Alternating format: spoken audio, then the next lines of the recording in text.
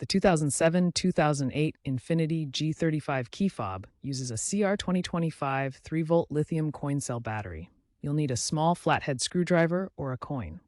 To open the fob, locate the small slot on the side. Gently insert the screwdriver or coin and pry the casing apart.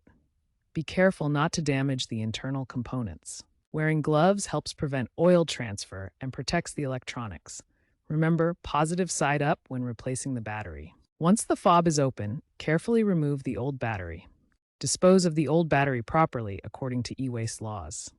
Insert the new CR2025 battery with correct polarity, positive side facing up.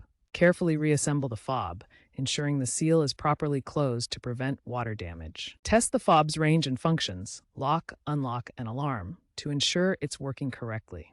If the fob doesn't work, reprogramming might be needed. Source batteries from reputable brands for longer life.